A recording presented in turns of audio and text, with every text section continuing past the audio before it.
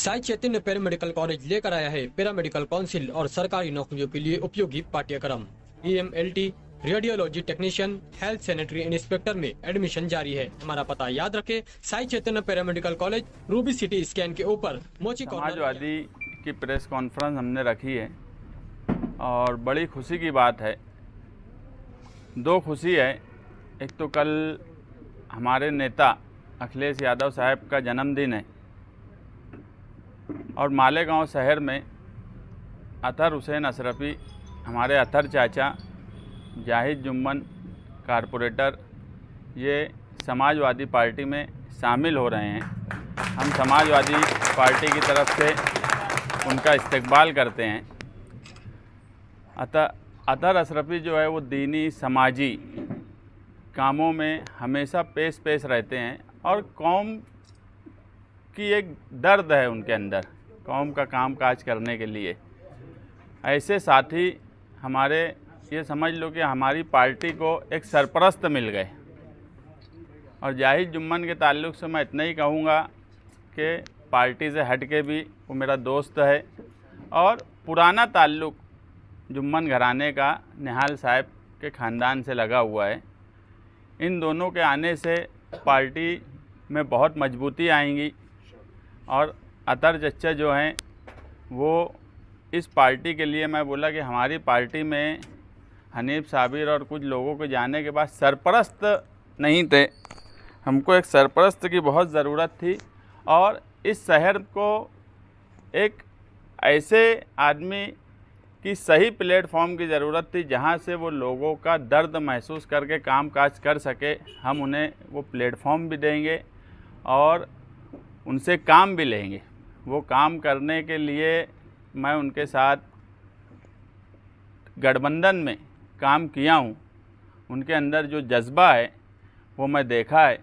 वो election leader का election लड़ने का हो या लोगों के काम काज करने का हो, ऐसे लोगों का पार्टी में हम इस्तकबाल करते हैं।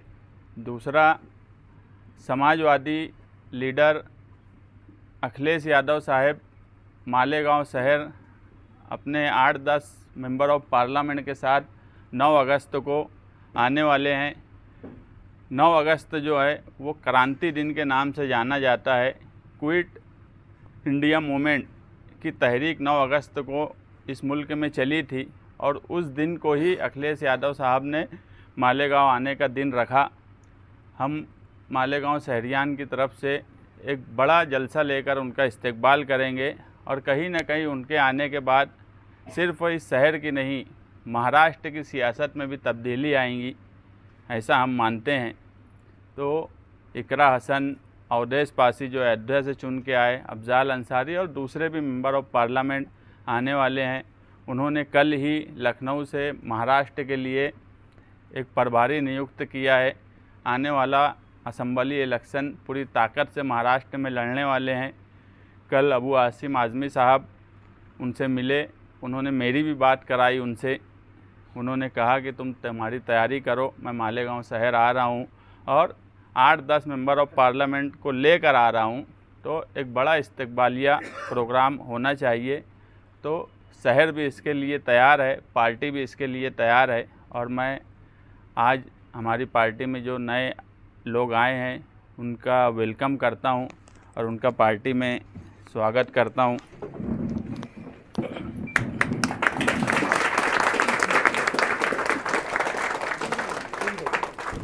अच्छा,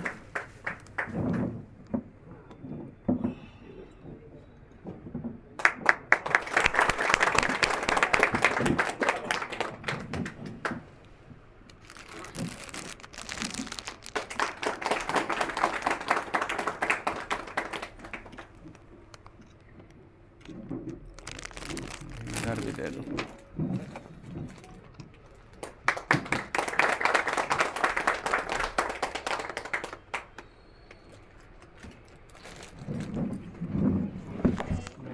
मैंने जो अतहर चाचा के अंदर देखा, कई बार ऐसा हुआ गठबंधन में काम करने का मौका मिला। ख़ास तौर पे मैं 7 जनवरी का जो औरतों का जुलूस निकला था CAA के मामले में, उसकी मुखालफत में, उस वक्त इन्होंने बहुत मेहनत की इतनी ज़्यादा मेहनत की कि मैं उनको बोलती थी कि मुझे अफ़सोस है कि आप हमारी पार्टी में नहीं हैं। उस वक्त ये बोले थे, मैंने ज़िंदगी भर कभी निहाल साहब को वोट नहीं दिया, मैं हमेशा कांग्रेस में रहा और मुझे इस बात का अफ़सोस रहा कि मैं निहाल साहब को वोट नहीं दिया। तो आज मेरे लिए खुशी का मुकाम ये है कि शायद वो साहब के साथ नहीं जुट पाए, लेकिन हमारे साथ उनकी सरपरस्ती जुट गई है। उनके अंदर कौम और मिल्लत का दर्द मैंने हमेशा महसूस किया और मैं उनसे एक बात का ये वादा करती हूँ कि आपके जो मुखलिस सोच और आपके जो मशवरे थे, जो दूसरी जगह रह के आपके मशवरे ज़ाया हो रहे थे, ज़ायल हो रहे थे, इंशाअल्लाह हम उनको कीमती बनाकर उसके ऊपर अमल करने की कोशिश करेंगे। ये हम समाजवादी की तरफ से आपसे वादा करते हैं। रही बात जाहिद भाई की, जाहिद भाई के वालिद, उनके बड़े अब्बा, वो हमेशा से साथी निहाल अहमद साहब के साथ जुटे। एक कॉम्बिनेशन आ गया कि नौजवान का जोश और सरपरस्त बुज़ुर्ग का सरपरस्त। वैसे तो अतर चच्चा में दोनों है, जोश भी है और सरपरस्ती भी है, लेकिन ऐसा होता है ना, जब सर पर किसी का साया होता है जो शफ़क़त से हाथ रखता है, ख़ास तौर पे मेरे लिए। मैं ये मानती हूँ कि हनीफ़ साबिर के इंतकाल के बाद और खलील वकील के इंतकाल के बाद मैंने वैसा ही महसूस किया जो बुलंद इकबाल और निहाल साहब के इंतकाल के बाद महसूस किया था। मैं खुशी महसूस कर रही हूँ कि कहीं ना कहीं ये कमी जो है अतर चाचा पूरी करेंगे और हमारे लिए न सिर्फ निजी तौर पे बल्कि पार्टी के लिए और पूरे शहर के लिए एक उनके जो ज़र्रीन मशवरे हैं उससे वो नवाजेंगे और हम लोग हमारी तरफ से पूरी कोशिश करेंगे कि उनके ज़र्रीन कीमती नज़रिए को हम लोग उस पर अमल कर पाएँ। 9 अगस्त को मालेगांव शहर में हिंदुस्तान के समाजवादी के अध्यक्ष अखिलेश यादव आ रहे हैं। हमारे लिए ये भी खुशी की बात है कि महाराष्ट्र में पहला प्रोग्राम अगर उन्होंने तय किया तो कहीं और जाने की बजाय मालेगांव शहर का इंतखाब किया और हम लोग उनके जो उम्मीद के मुताबिक या उम्मीद से बेहतर अच्छा प्रोग्राम करने की यहाँ पे कोशिश करेंगे।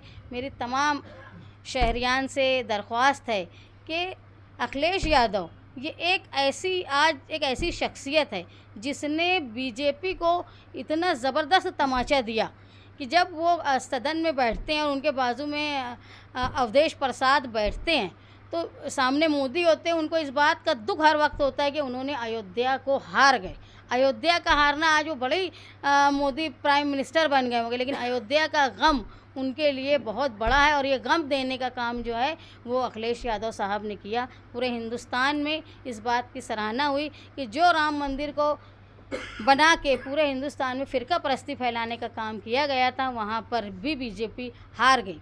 आप लोगों से मेरी दरख्वास्त है कि आने वाले प्रोग्राम को कामयाब बनाए, ख़ास तौर पे समाजवादी पार्टी के मानने वाले लोग और मालेगांव शहर के लोगों को हमको इस्तकबाल करना चाहिए एक ऐसे जियाले रहनुमा का जिसने बीजेपी के रथ को रोका। हाल में उनसे लेने वाले वो कायम रहने वाली है, तो क्या ये सीट आपके लिए छूटेगी? हम हर हाल में लेने वाले नहीं हैं, वो हर हाल में देने वाले हैं हमको। तुम एक चीज़, हर बात का सियासत में अपना मतलब होता है, मायने होती है। कोई भी सियासत में कोई भी काम बगैर, अगर वो ना भी बोला जाए तो बगैर मतलब और मायने के नहीं होता। एक बात आप समझ लीजिए कि अगर अखिलेश यादव साहब इतनी बड़ी जीत के बाद महाराष्ट्र आ रहे हैं तो वो मालेगांव ही क्यों आ रहे हैं? उनके दिमाग में कोई बात होंगी। कल उन्होंने मुझसे कुछ मिनट बात किया, उन्होंने बोला तुम तैयारी करो मैं आ रहा हूँ। तो कहीं ना कहीं उनके लिए बम्बई भिवंडी वो आसान पड़ता बड़े लीडरों के लिए प्लेन से आना जाना। अगर वो मालेगांव आ रहे हैं तो इसके आगे हमको फ़िलहाल कुछ बोलने की ज़रूरत नहीं है कि सीट का क्या होगा और क्या नहीं होगा, क्योंकि अगर वो मालेगांव आ रहे हैं तो इसके अपने एक मायने है, इसका अपना एक मतलब है। विधानसभा की तैयारी आपने बहुत अच्छी शुरू कर दी, 2 लोग आपकी पार्टी में शामिल हो गए, लेकिन आपके सामने अभी भी 1,17,000 वोट जिन्होंने लिया इस्माइल कासिम वो है, जो एक मस्जिद के इमाम है और इतने बड़े लीडर हैं मालेगांव शहर के। दूसरी तरफ आसिफ शेख है जो तकनीक के बहुत बड़े लीडर माने जाते हैं। तो इन दोनों के सामने जो है आप कौन सा लायामत तय करेंगे या कौन से मुद्दे लेके आप जाएंगे? देखो, मालेगांव शहर में 99 के बाद से ये 2 लोगों का ही राजपाट इस शहर में रहा है और उस राजपाट को आज 25 साल हो गए हैं। 25 साल का वक्फा एक पीढ़ी दूसरी पीढ़ी भी वोट देने के काबिल हो गई है। पैदा होने वाला भी वोट देने वाला है, उसके बाद 5-7 साल के बाद जो पैदा हुए वो भी वोट देने वाले हो गए। इतना बड़ा वक्फा होने के बाद इस शहर का क्या हाल है ये आप सब लोग देख रहे हैं कि एक एमएलए को खड़े रह के वो तोड़ना पड़ रहा है सिले। तो नुमाइंदगी किस तरह की हो रही है ये शहर देख रहा है। 25 साल में आज ज़मीनी हकीकत ये है कि 1,17,000 वोट दिलाने वाले लोग भी यहीं सब बैठे हैं तुम्हारे आसपास। ये हमारे चच्चा ही थे जो अगर मैं कहूँ तो राइट हैंड थे। कोई ऐसा वक्फा नहीं गया, सारे उनके प्रोग्राम मैं लिखता था तो उसमें दौरे में ऐसा भी हुआ है कि आज के एमएलए साहब लेट पहुँचे, अतर चच्चा पहले पहुँच गए। तो वो भी लोग यहीं बैठे हुए हैं। शहर बेजार हो गया। शहर की हालत क्या है सबके सामने है। लाए अमल हमारा तय है। ऐसा है कि हर चीज़ बताई नहीं जाती, कुछ चीज़ वक्त के साथ आने वाली है। अपनी अपनी एक सबका अपना अपना एक प्लान होता है। हमारा लाए अमल पूरा यहाँ से लेके इलेक्शन लड़ने तक है। अभी जो एक जलसा हुआ, आसिफ शेख ने कहा कि भाई वोट मांगने गए, आप कितने दिन किसी के नाम पे वोट मांगो, इस तरह का भी कहा गया। हम जो है सिर्फ निहाल साहब के दबदबे इस शहर में जो था उस पर और एक नई डेवलपमेंट की जो सोच है नौजवान की, हमने हमारे अंदर जो नए लोग भी आए हैं और हम खुद एक नई सोच के साथ जाने वाले हैं। मैं बोला कि इस शहर में 25 साल में, मैं ये नहीं बोलता, ये दोनों लीडरान ने एक बात बताना, बड़ी कॉलेज और ये सब तो छोड़ दो, एक स्कूल भी इन्होंने इस शहर में लाई किया 25 साल में। तो कोई चीज़ छुपी नहीं है। बुनकर का क्या हाल है सबके सामने है। ये सिर्फ़ और सिर्फ अपना घर भरने का काम किए।